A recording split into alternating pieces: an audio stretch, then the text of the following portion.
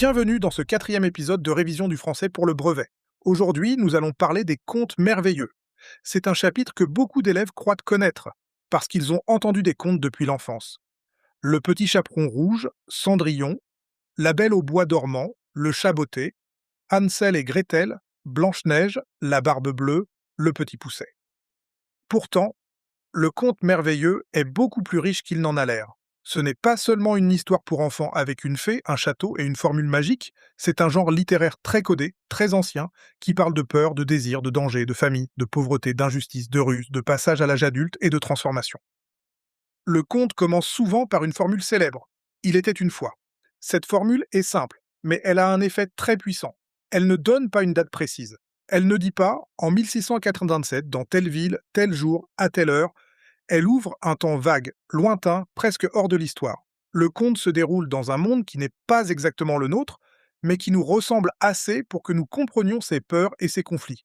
Il y a des parents, des enfants, des frères, des sœurs, des rois, des pauvres, des riches, des promesses, des interdits, des dangers. Mais il y a aussi des fées, des ogres, des sorcières, des animaux parlants, des objets magiques, des malédictions, des métamorphoses. C'est cela le merveilleux. Le surnaturel y est accepté comme normal. Dans un conte merveilleux, personne ne s'étonne vraiment qu'une fée apparaisse, qu'une citrouille devienne carrosse, qu'un loup parle, qu'un chat porte des bottes, qu'un sort plonge un château dans le sommeil, qu'un personnage se transforme. Le lecteur non plus n'est pas invité à hésiter. Il accepte les règles du monde du conte. C'est une différence essentielle avec le fantastique. Dans le fantastique, le personnage et le lecteur hésitent entre une explication rationnelle et une explication surnaturelle. Dans le merveilleux, il n'y a pas cette hésitation. La magie fait partie du monde raconté. Le conte merveilleux vient souvent de traditions orales. Pendant longtemps, des récits ont circulé de bouche à oreille, avec des variantes selon les régions, les familles, les conteurs, les époques. Puis certains auteurs les ont écrits, adaptés, transformés, stylisés. En France, Charles Perrault publie à la fin du XVIIe siècle les histoires ou contes du temps passé avec des moralités souvent associées au titre Contes de ma mère Loaï. On y trouve des textes devenus célèbres comme La Belle au bois dormant, Le petit chaperon rouge, La Barbe bleue, Le maître chat ou Le chat botté, Les fées, Cendrillon, Riquet à la houppe et Le petit Pousset. Plus tard, au XIXe siècle, les frères Grimm publient en Allemagne les contes de l'enfance et du foyer. Leurs versions ne sont pas toujours identiques à celles de Perrault. C'est important, un conte n'existe pas toujours sous une seule forme. Il peut avoir plusieurs versions. Prenons Le petit chaperon rouge. Dans la version de Perrault, la fin est brutale, le loup mange l'enfant, et il n'y a pas de sauvetage par un chasseur. Dans la version des Grimm, beaucoup plus connue aujourd'hui, le chasseur intervient, ouvre le ventre du loup et sauve la grand-mère et la petite fille. Le même récit peut donc produire des effets différents. Chez Perrault, le conte avertit, menace, donne une leçon sévère. Chez les Grimm, il conserve le danger, mais il introduit une réparation finale. Pour le brevet, cette idée est précieuse. Il faut toujours analyser la version précise que l'on a sous les yeux et non le souvenir vague que l'on garde d'un dessin animé ou d'une adaptation moderne. Le conte merveilleux repose souvent sur des personnages types. Cela signifie que les personnages ne sont pas toujours décrits avec une psychologie très détaillée. Ils représentent une place dans l'histoire. Le roi, la reine, la princesse, le prince, la fée, la marâtre, l'ogre, le pauvre bûcheron, le cadet, l'enfant abandonné, le vieillard, l'animal secourable. Ils ont parfois un nom, mais pas toujours. Ils sont définis par une fonction, une qualité, une faute ou une situation. La plus jeune, le plus pauvre, le plus laid, la plus belle, le plus rusé, le plus naïf, la méchante sœur, la bonne fille, le faux héros. Cette simplicité permet au conte d'être très efficace.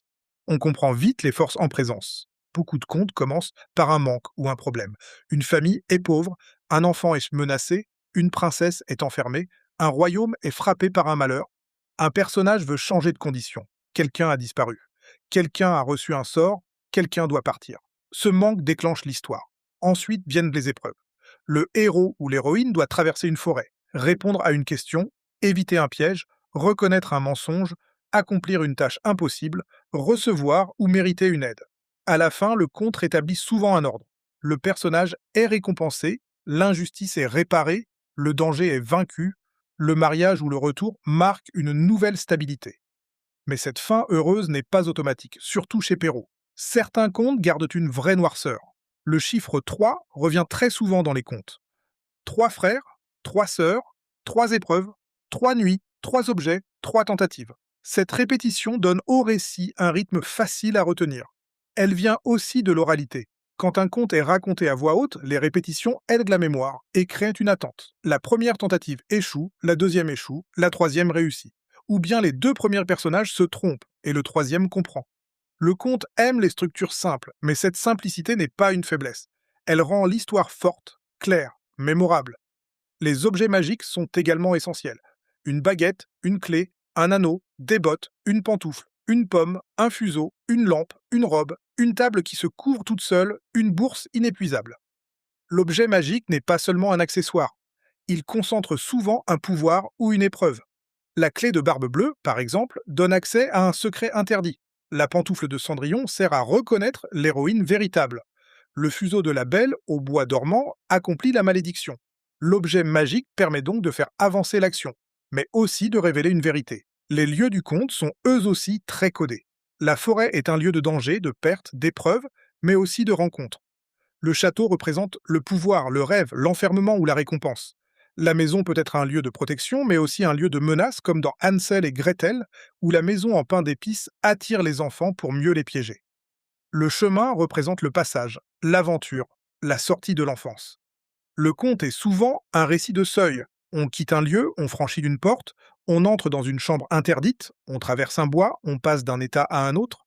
La famille est l'un des grands thèmes du conte. On y trouve des parents absents, pauvres, dépassés, parfois injustes.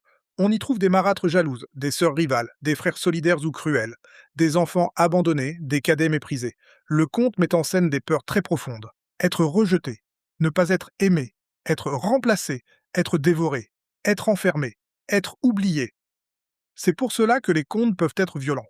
Les ogres mangent donc les enfants, les loups dévorent, les sorcières enferment, les pères se trompent, les familles se déchirent. Mais cette violence est mise à distance par la forme du conte, elle devient symbolique. Elle permet d'exprimer des angoisses sans les raconter de manière réaliste. La ruse joue souvent un rôle décisif. Dans Le Petit Poucet, le plus petit, celui qu'on pourrait croire le plus faible, survit grâce à son intelligence. Dans Le Chat botté, le chat transforme la situation de son maître par la parole, le mensonge, la mise en scène et l'audace. Dans de nombreux contes, la force brute ne suffit pas.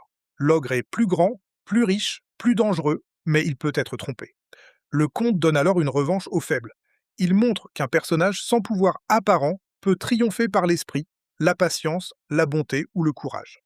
Les fées et les sorcières incarnent souvent des puissances opposées.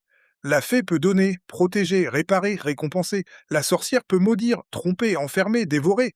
Mais les choses ne sont pas toujours aussi simples. Une fée peut imposer une épreuve. Une aide magique peut être dangereuse si elle est mal utilisée. Une malédiction peut déclencher tout le récit. Ce qui compte, c'est que ces personnages merveilleux rendent visibles des forces invisibles. Le destin, la chance, la jalousie, le don, la punition, la protection, la tentation. Ils donnent une forme humaine ou magique à ce qui dépasse le héros. La morale est un autre élément important, surtout chez Perrault. Certains contes se terminent par une moralité explicite, parfois en vers. Mais il faut faire attention. La morale d'un conte n'est pas toujours simple. Elle peut être sérieuse, ironique, ambiguë. Elle peut s'adresser autant aux adultes qu'aux enfants. Dans Le Petit Chaperon rouge, la moralité avertit contre les loups qui se montrent doux et séduisants.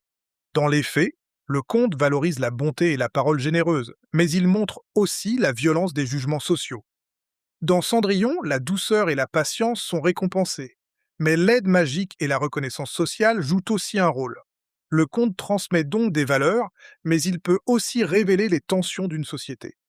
Pour analyser un conte merveilleux au brevet, il faut d'abord repérer ses codes. Y a-t-il une formule d'ouverture? Le temps et le lieu sont-ils imprécis? Les personnages sont-ils des types? Le surnaturel est-il accepté naturellement? Y a-t-il une épreuve, un interdit, une transgression, une aide magique, une récompense, une punition? Ensuite, il faut interpréter. Que représente le monstre? Que signifie l'objet? Pourquoi le héros est-il faible au départ? Que lui apprend l'épreuve? Quelle valeur est récompensée? Quelle faute est punie? Le texte confirme-t-il les codes du conte ou les détourne-t-il? Il faut aussi observer les temps verbaux. Le conte utilise souvent l'imparfait pour installer la situation. Il était une fois un roi et une reine qui n'avaient pas d'enfant. L'imparfait décrit, présente une habitude, crée le décor, puis le passé simple fait avancer l'action. Un jour, une fée arriva, le prince entra, l'enfant ouvrit la porte. Cette alternance est très utile en rédaction. Si vous devez écrire un conte, pensez à installer le monde avec l'imparfait, puis à faire progresser les événements avec le passé simple ou le passé composé, selon le style demandé. Le conte merveilleux continue d'inspirer les œuvres modernes. Beaucoup de films, de romans, de pièces de théâtre et de bandes dessinées reprennent ces motifs. La jeune fille enfermée, le monstre qui cache une humanité, l'enfant abandonné, la forêt dangereuse, l'objet magique, le sortilège, la métamorphose, la quête, le prince ou la princesse qui refuse son rôle traditionnel. Certaines œuvres modernisent les contes, d'autres les parodient. Une parodie reprend les codes d'un genre pour les détourner, souvent avec humour. Par exemple, faire d'un ogre un personnage sympathique ou d'une princesse une héroïne qui refuse d'attendre un sauveur, c'est jouer avec les attentes du lecteur. C'est pour cela que le conte merveilleux n'est pas un genre dépassé. Il survit parce qu'il parle avec des images très simples de problèmes très profonds.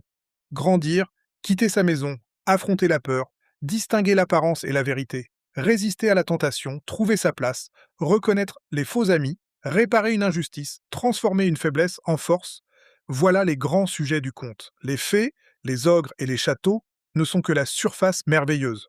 En dessous, il y a une expérience humaine. À retenir pour finir, le conte merveilleux est un récit situé dans un temps vague, avec des personnages souvent typés, des épreuves, des objets magiques et un surnaturel accepté comme normal.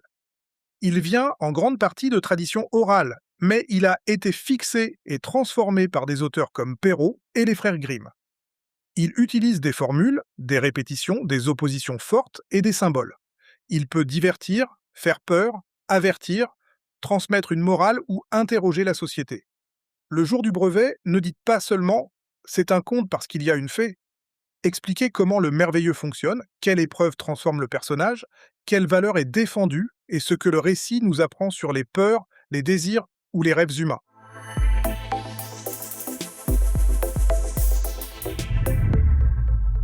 Merci d'avoir écouté cet épisode. N'hésite pas à t'abonner, à partager et surtout à foncer écouter les suivants.